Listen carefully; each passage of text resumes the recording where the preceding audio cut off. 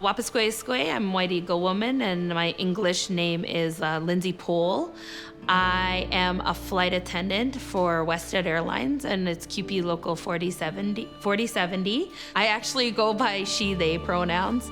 I think everybody lives in that middle ground. I think we need to honor it more, that everybody can feel the male and the female power.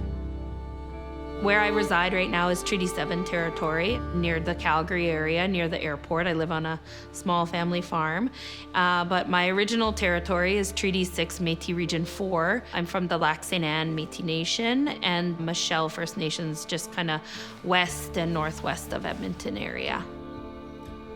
Our community is right on the water. My Kokum tells many stories of them as kids. The water was clear and perfect and beautiful. And this goes long before colonization. Our water, this lake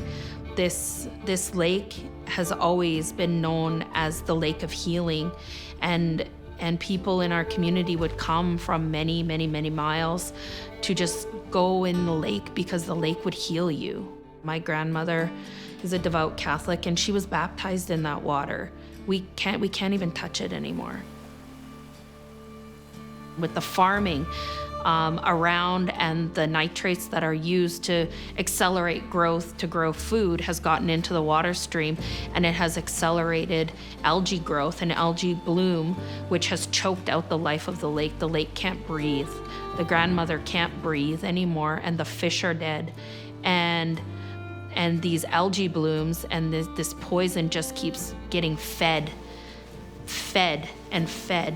by these nitrates that are growing, and we can't clean it up. We can't get it out, and the lake's dying.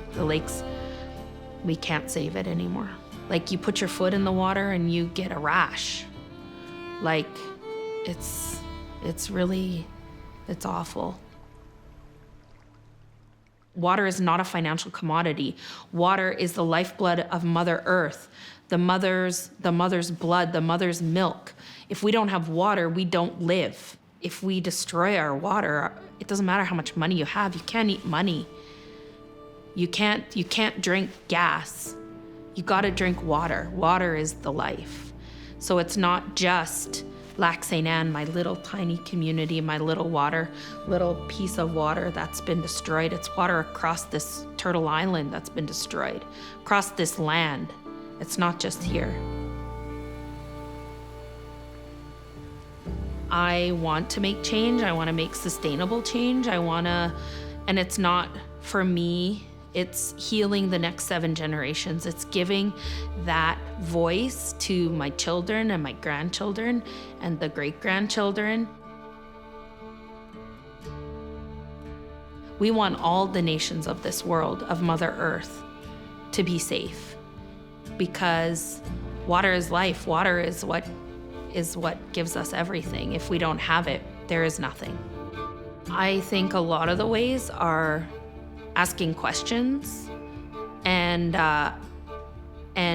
inviting us as Indigenous people, whether it be through the National Indigenous Council at CUPE or in your local. But if an Indigenous person comes to you and identifies and says, I need to talk to you, I want to talk, I want to do these things, that you give them that seat and you give them the time and you give them the space. Like, really listening to us, like whether it's me or that 16-year-old kid or our elders. We have to be heard, and not just a checkbox, not just, yeah, we hear you, but that you see me and you actually take what I have to say as knowledge. Water is life means everything. It's giving the voice to what people think is voiceless, but they're not voiceless. You listen to a tree. Now science all of a sudden knows that trees talk to each other. But I've known trees talk to each other since I was a child, because I could hear them. I could hear them talk to each other. The water talks to you. The water will tell you the stories. Water is life, but land back. Giving back the land that we don't even own. Nobody owns it. Our kids own the land, and when they grow up, their kids own the land, so we're just borrowing it. and we gotta leave it better for them. It's not their fight. They didn't do it. We wouldn't be here if we treated water as life.